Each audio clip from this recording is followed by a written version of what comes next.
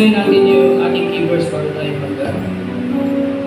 mag-pray sa Hebrew chapter 1 verse 4 hanggang verse 9. Having become so much better than the angels,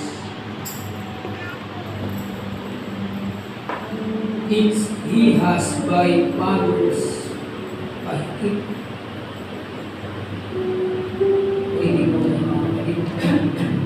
having become so much better than the angels, as he has by inheritance obtained a more excellent name than they. For in which of the angels did he ever say, "You are my son, today I have begotten you"? And again, "I will be in him a father, and he shall be in me a son." But when he again bring the firstborn into the world, he says, "Then all the angels of God worship him." And of the angels he says, "Who make his angels spirit and his ministers a flame of fire." But to the Son he says, "Your throne, O God, is forever and ever.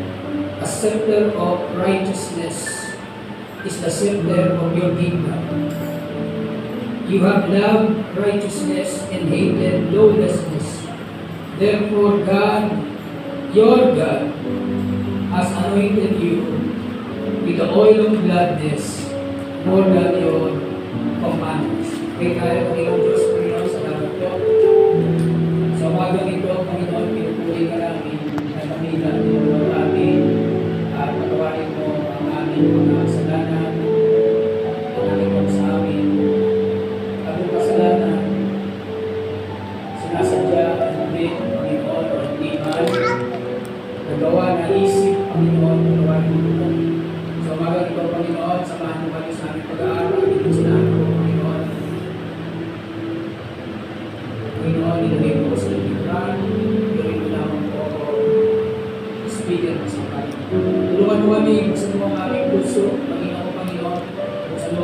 panawa sa pag-aaral sa tawag ng Lord the Lord. Jesus name. Pagkunan natin mga kapatid. Palakpakan natin ang Panginoon. Praise God. Sa umaga ito, yung pag-aaralan natin, pamagalanan natin ang tugasan patungkol sa anak. Yung binasa natin mga kapatid ay quoted from the Old Testament. And kung ang author nito mga kapatid ay si Apostol Pablo, we will find out na pag siya ay simulan siya ng Word of God, kinukog na rin yung ibang mga sinasabi niya sa aklat ng lumang tipan sa mga kasulatan. Dahil yung verse 4 tayo, beginning verse 4, sabi niya, having become so much better than the angels, ang tinutukoy po dito walang iba kundi ang anak o ang anak ng Diyos. Walang iba kundi ang ating Panginoong Jesucristo sa kanyang kalagayan bilang anak. Sabi niya, he has by inheritance obtained a more excellent name than they.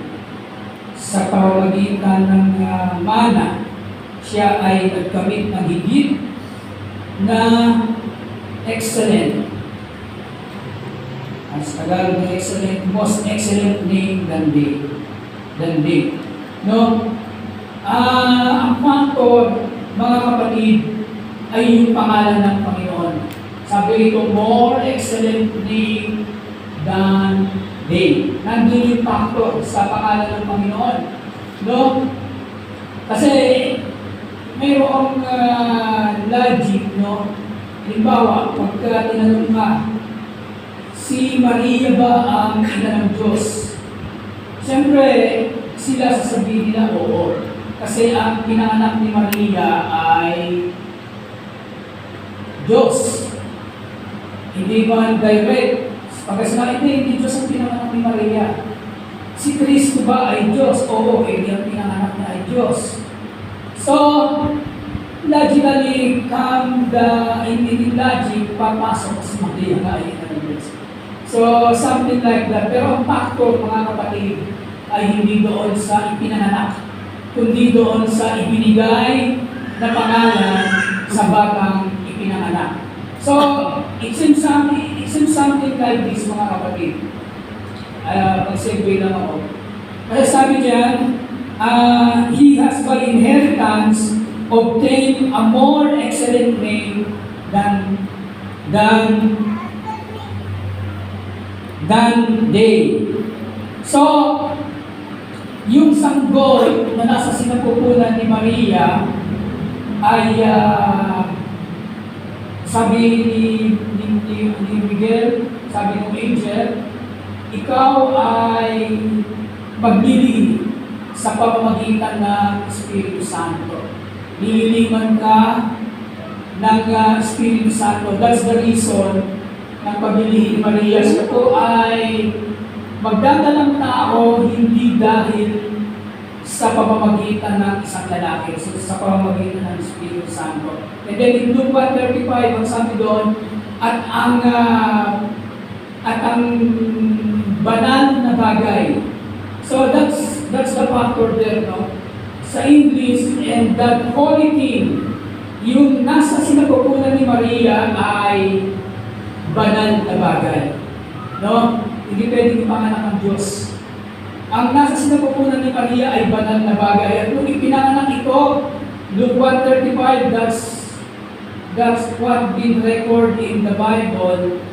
At ang banal na bagay ay tatawagin Son of God. Amen. Lord, just a little bit segue, sabi rito, si Jesus Christ, sa pagiging anak niya, he obtained by inheritance a name excellent than they. Sabi ron, yung holy thing. So, hindi Diyos yung nandoon. Bagamat God in other different or in other meaning means divine. Pero yung salitang holy, it means separate or set apart. Holy thing, yung thing doon, I think it is in close parenthesis. Ibig sabihin, inserted by the translator, yung nasa sinapupunan ni Maria ay banal. Hindi minention ng Bible na Diyos, kaya hindi pinanganak ang Diyos.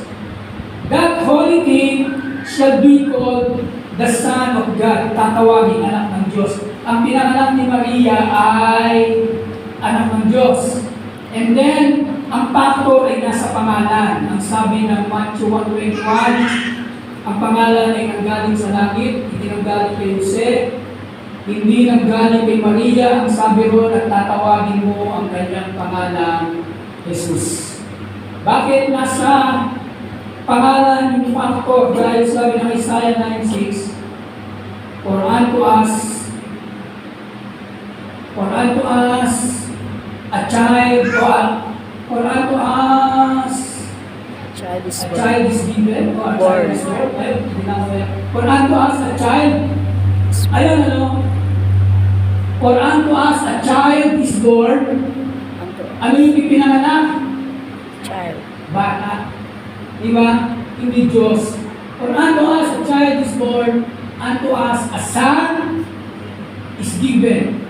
Anak na lalaki ang ibinigay, batang sanggol ang ipinanganak, ang factor nandun sa pangalan. And the government shall be upon his shoulder, and his name shall be called Wonderful Counselor, the Mighty God, the Everlasting Father, the Prince of Peace. So, nandun yung factor sa pangalan ng ating Panginoong Jesus. Dito po makikita natin yung mga kapatid. Just a bit segue doon sa verse 4. Now, at verse 5, Hebrew 1:5, sabi dyan, For to which of the angel did he ever say,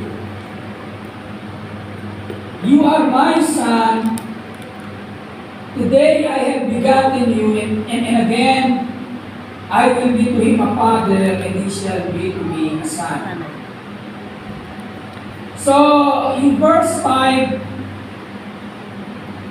yung sinabi dyan ng ni Apostle Paul, For to which of the angels did he ever say?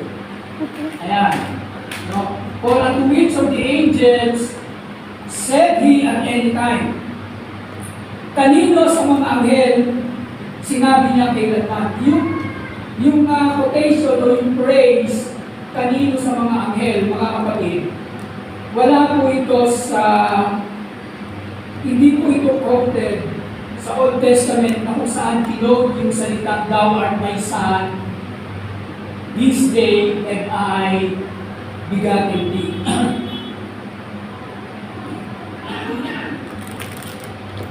So yung salitang, You are my son, today I have begotten thee, ito po ay quoted from the book of Psalms chapter 2 verse 7. Isa po ito sa maraming messianic prophecy. So, Bible study talaga tayo mga kapatid. Pero yung salitang for to which of the angels did he ever say, wala namang masama dito. Kumbaga, what I'm trying to figure out, mga kapatid, pagka kapagka nangusap o nangaral, ang mga apostles, they are quoting from the Old Testament or from nagko-quote sila sa mga kasulatan. Parang tayo nag-Bible study tayo si Pastor o sino nagtatayo ito, nagko-quote tayo ng mga verses sa Bible, and then from that verse, binibigyan natin ng meaning, binibigyan natin ng kahulugan, and there are some words na hindi naman quoted dun sa original text na kung saan ito. So, again, walang masama doon sa sinabi ni Apostle Paul, for to which of the angels did he ever say? But some people that try to figure it out on our days, nagkakaroon ng misinterpretation of the text. No? Kung minsan, they've been exaggerated, sinasabi nila, kita mo, hindi sinabi sa mga anghel na sila ay anak ng Diyos. You got the point? Ang sinabi ni Apostle Paul, for which unto the angels, he said at any time. No? Hindi sinabi ni Apostol Pablo na hindi tinawag na anak ng Diyos kailanman ang mga anghel. Amen. That's my point, no? Kasi merong ganon sa paglalakbay natin sa buhay na to, lalo pa kung we are engaged sa Word of God. I mean, kung meron kang malalim na engagement sa salita ng Diyos, sometimes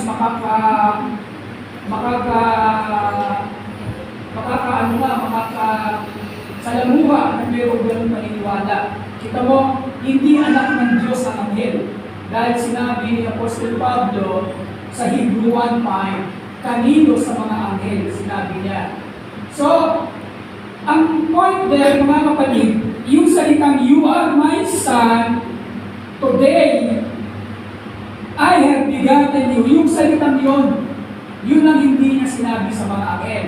Hindi nangangahulugan ang mga anghel ay hindi anak ng Diyos. Maraming verses sa Bible, hindi lang si Jesus Christ ang anak ng Diyos. Tayo anak ng Diyos. Ang lahat ng tao anak ng Diyos by creation. The angels anak ng Diyos by creation. Lahat ng bagay na nandito sa lupa, pwedeng sabihin, humihinga man o hindi humihinga, pwedeng sabihin, anak ng Diyos by creation. So, this, mga kapatid, yun lang sinabing, you are my son, today I have begotten you. Yun yung quote from the book of Psalms chapter 2 verse 7. And again, I will be to him a father, and he shall be to me a son. So, meron pa rin misinterpretation sa panahon natin sa mga salitang ito. Kasi, if they going to read it and interpret it, dahil sa panahon natin ngayon, mga kapatid, kasi ano na to sulat na Sulat na, no? Binabasa na natin. And then, pag binasa natin, meron tayong kanya-kanya interpretation. Depende sa ating kultura kung paano natin ito babasahin. Halimbawa, pag ako ay nagsalita sa aking asawa, definitely naiintindihan niya ako maigi. Amen. Pero pag narinig kong iba, yung sinabi ko sa asawa ko, hindi niya maintindihan niya, pero meron kahit paano na difference. Halimbawa, pag narinig niya, sinisigaw ko yung asawa ko, kung nakita ko na, sinisigaw ko yung asawa, hindi niya pala alam, minsan, that's part of conversation namin. No, this is also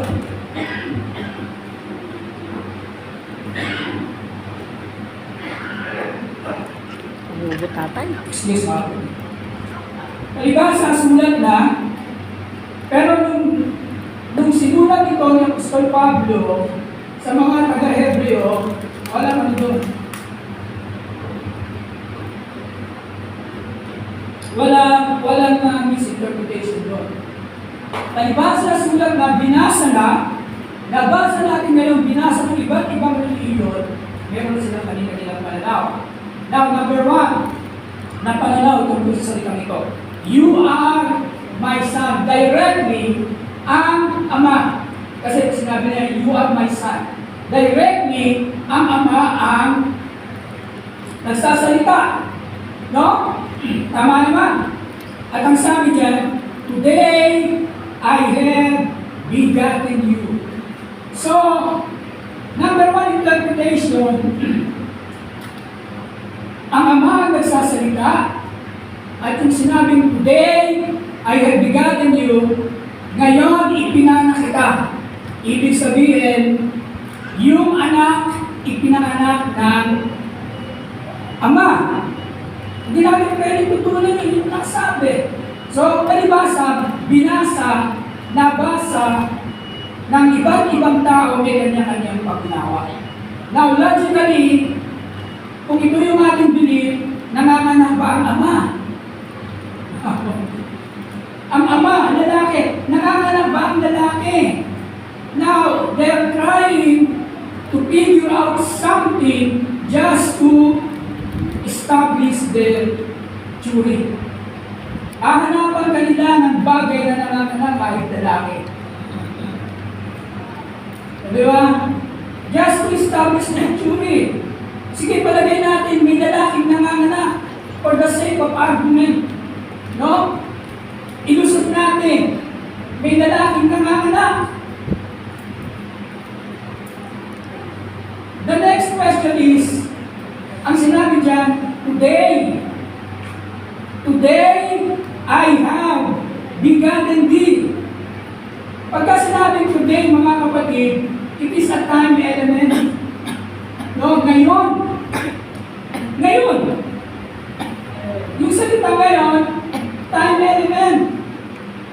Now, ang Diyos ba ay sakop ng time element? No? Kasi nabasa na, no, yung interpretation, ito mo, before the creation o before na magsakalawang tao si Kristo, ng anak ng Diyos, magkasama na yung Ama at Anak in the eternity past. No, ang bilis. Sasabihin pa nila, ang ipinanganak ng Espiritu ay Espiritu. Ang ipinanganak ng laman ay laman. Di ba? Ang nanganak dyan, Espiritu. So normal, Espiritu yung anak. No, yung context ng talata sa John 3, iugnay nila rito, but that's not the context of the verse. Hindi yung konteksto ng talata na may nanganak ng Espiritu. Kung yun ang konteksto ng talata na may nanganak ng Espiritu, dapat may mapapasa tayo sa Bible na yung Espiritu nga ay nanganak. Wala. So, just to prove their theory, ilusot na natin, may nanganganak na lalaki, anumang paraan, biniyak yung tiyan, or whatever, sige, for the sake of argument.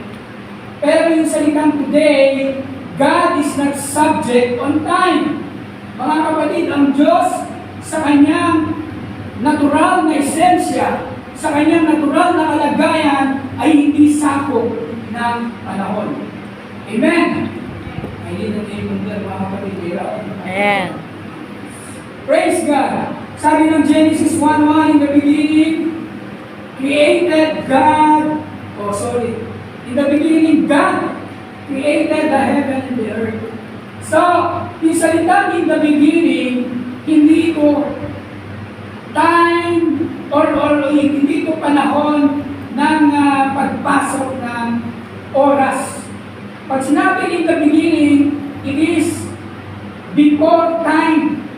Pagka sinabi in the beginning, John 1:1, in the beginning God, it means before time. No? Wala pang panahon, nandun na ang Diyos. So that's mean, ang Diyos ay hindi sakop ng Panginoon. Yung salitang today, hindi patungkol sa nangyari or the eternity past. So kahit paano, pagtagyan nila lang mga kapatid. Amen. Now, sabi dyan, I will be to him a father, and he shall be to me a son. Quoted din yan from 2 Samuel chapter 7, verse 14. So, and when again brings the first begotten into the world, he says, let all the angels of God worship him. Again, yung salitang but when he again brings the first begotten into the world, he says, yung salitang yun mga kapatid, yung praise na yun on Hebrew 1:6, again, narrated ito ng author of the book of Hebrew. Narrated ito ni Apostle Paul. Ang quotation sa kasulatan ay yung salitang, let all the angels of God worship him. Quoted from the book of Deuteronomy 32:43. Again, I want to establish here, but when he again bring the firstborn, yung firstborn dito, walang iba kundi ang ating Panginoong Kristo. He says, let all the angels. So, kaya yung sa verse 5, you are my son, today I have begotten thee, hindi ito nangyari on the dateless, on the eternity past. Why? Dahil ang sabi ng verse 6, again, when he bring the firstborn into the world, he says, let all the angels of God. Dahil kung yung pagkakapanganak sa anak ay nangyari in the eternity past, wala pang anghel. May anghel na. No? The Bible or the Word of God teach us very vivid yung proper interpretation of the Bible. Hindi nangyari yung 1:5. So, hindi nangyari yung 1:5 na yan, thou art my son, this day I have begotten thee. Hindi yan nangyari in the eternity past. Sa 1:6, ang sabi sa 1:6,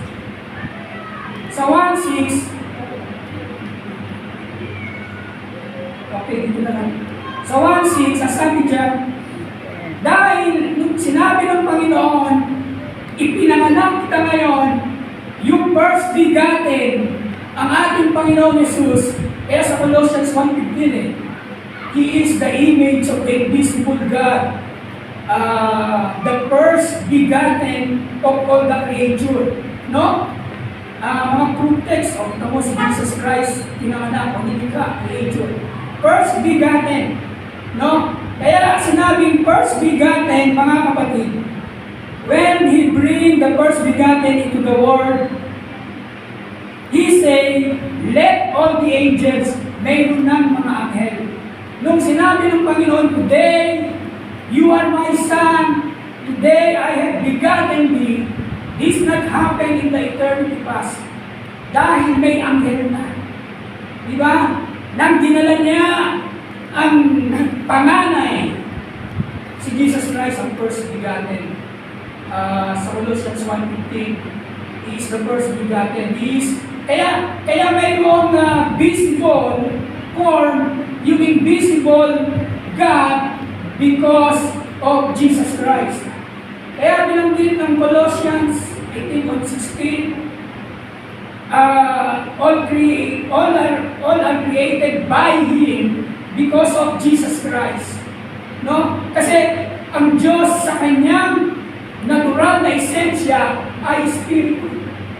Kaya sinabi ng John 1:3, sa pamamagitan niya nilikha ang lahat ng mga bagay. Siya yung visible appearance of the visible God. Siya yung Word, siya yung Logos. No? Ang makikita mo sa Diyos, walang iba kundi yung kanyang Logos. Walang iba kundi yung kanyang Word. Walang iba kundi yung kanyang visible appearance. So, yung first begotten, nung dinala sa sanglibutan, mayroon na mga anghel, mga kapatid. Ay, hindi, para pangalaan mga kapatid. Amen. Nagpasa ko na yung verse 7. I will go to the heart of our study. On verse 8, but to the Son, He says, your throne, O God, is forever and ever. Quoted from Psalms chapter 45, verse 67. A scepter of righteousness is the scepter of your kingdom. Ngunit sa anak ay sinasabi, ang iyong luklukan, O Diyos, ay magpakailan at kailanman. Now again, just gusto ko lang magtanong mga kapatid, sino ang nagsasalita sa verse 8? No? Kasi binasa sa panahon natin ngayon. So meron na silang mga theoretical view sa kanilang utak. No?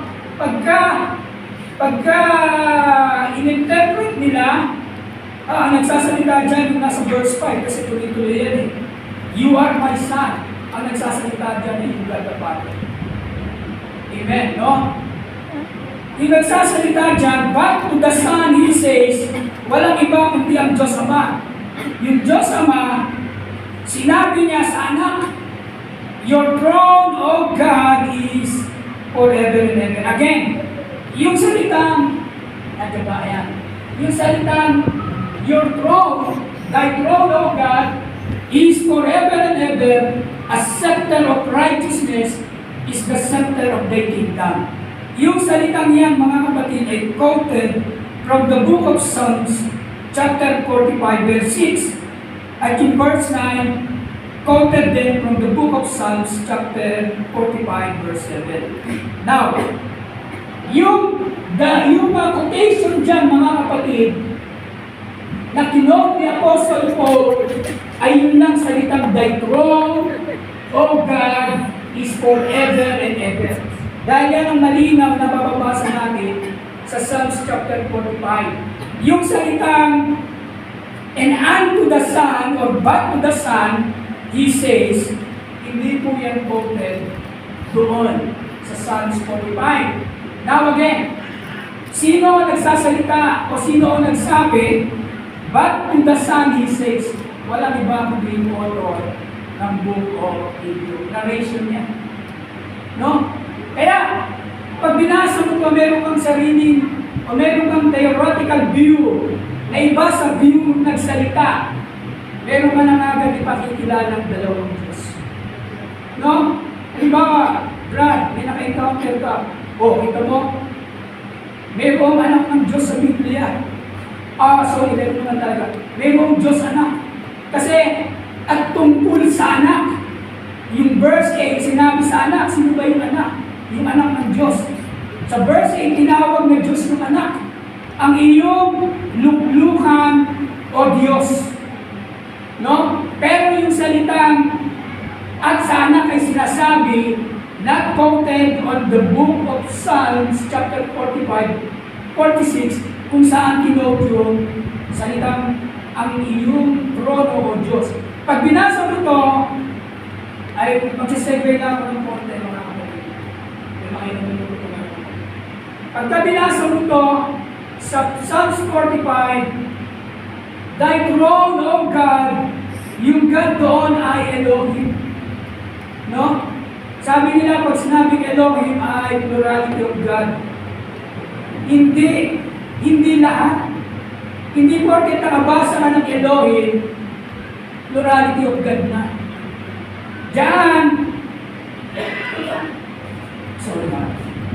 Diyan sa Psalms 45, ang sabi diyan, thy throne, O Elohim. No? Yung Elohim diyan ay hindi plural. No? Kasi yung Elohim diyan single because of the word thy throne. Yung trono, yung luklukan, singular. No? Kasi kung plural yung Elohim, as that what they trying to figure out, to pin on their dogma, on their belief, dapat thy thrones. Kasi yung Elohim ay plurality of God. Mayroong 2, 3, 4, 5, o isang barangay na Diyos. Kaya rin nilang palitawin na may isang barangay na Diyos. Amen. Dapat yung ginamit na salita, thy thrones. No? Singular thy throne. Thy throne, O Elohim. So yung Elohim ay singular. Amen. Praise God. Kung di na lang, may kamalan na. Praise the Lord. Now, yung salitang thy throne, O God, bagamat sinabing tungkol sa anak, ay sinasabi, the question there, no, we figure it out, hindi ang Diyos na nagsasalita, yung salitang thy throne, O God, hindi ang Diyos ang nagsabi o ang Ama ang nagsabi tungkol sa anak. It is narration ito ng author ng Book of Hebrew. If we will go into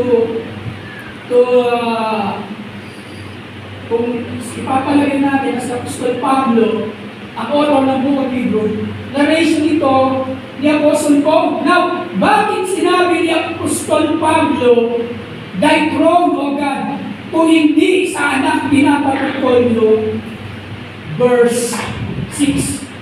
No? We read on kung saan kinuha ito. Psalms, pero malagay dyan ba? Psalms 45, 6 to 7. Yan po quoted yan, mga kapatid.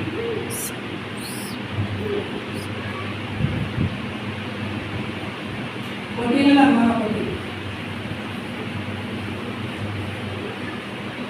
Wala, dito na lang. Psalms 45, 6 to 7. Dito ito pinag ni Apostle Paul.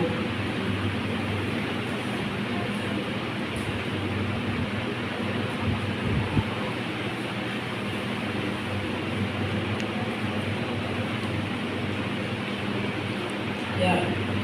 45, 6 to 7. Your throne, O God, is forever and ever. A scepter of righteousness is the scepter of your kingdom. Then on verse 7,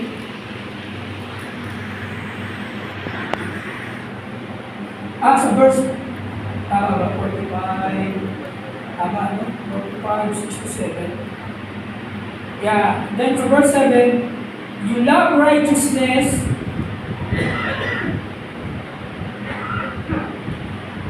You love righteousness and hate wickedness.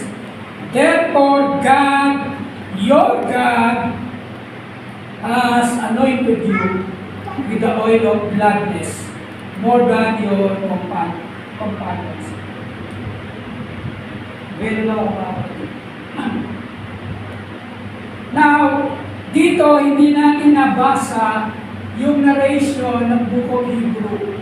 Dahil ang sabi dyan mga kapatid sa Hebrew 1:8, at tungkol sa anak. Yung salitang tungkol sa anak ay sinasabi, wala dito. Wala sa Book of Psalms chapter 45. Kaya bakit sinabi ni Apostle Pablo yung tungkol sa anak? No. There I want to establish na yung 1:8 hindi ang ama ang nagsasalita para lang patunayan nila na may Diyos anak. Si Apostol Pablo, dinarate niya tungkol sa anak at ang iyong trono o Diyos, kinote niya sa Book of Psalms, chapter 45, verse 67. Bakit ka sinabing tungkol sa anak? Because of verse 7. Sa verse 6, ang sabi niyan, your throne,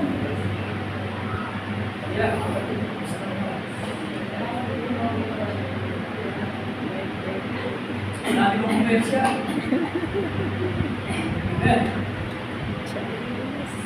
Kaya sinabi yung salitang tungkol sa anak because of verse 7. Dahil yung verse 6, your throne, O God, is forever.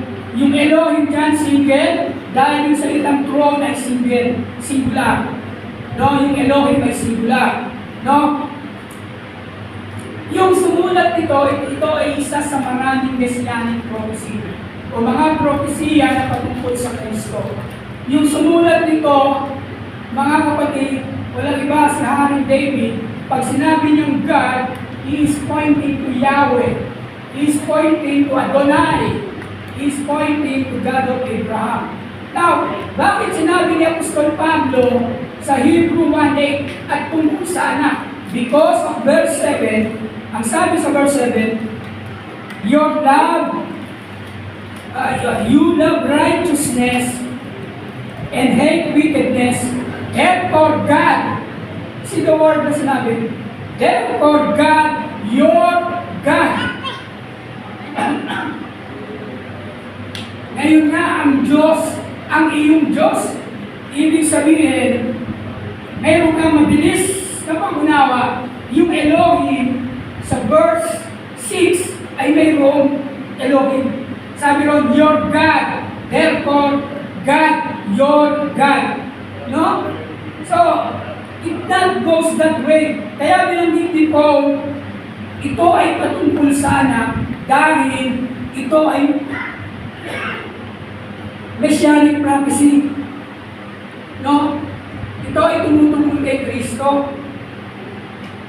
Yung Elohim sa verse 6, tumutungkol ito kay Kristo nung hindi pa siya nagsasakatawang tao. Tumutungkol ito sa... Sorry mga kapatid. Tumutungkol ito kay Kristo, hindi pa siya nagsasakatawang tao.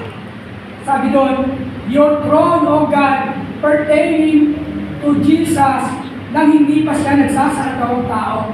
And then, verse 7, different view ito, yung Messiah existed na. Ang sabi dyan, therefore your God, Christ being Messiah, being Lord, mayroon siyang Diyos. No? Kaya sinabi ng Psalms 110, next week kung kalooban ng Diyos, tatalakayin natin, verse 1, the Lord said unto my Lord, sit thou on my right hand, until, amen, until I make thine enemies under your footstool. Ito na lang dito. Part 2 next week mga kapatid. Balik kayo maaga. Bitin ko kayo. Praise the Lord. Dalawa natin ang Panginoon. Praise God.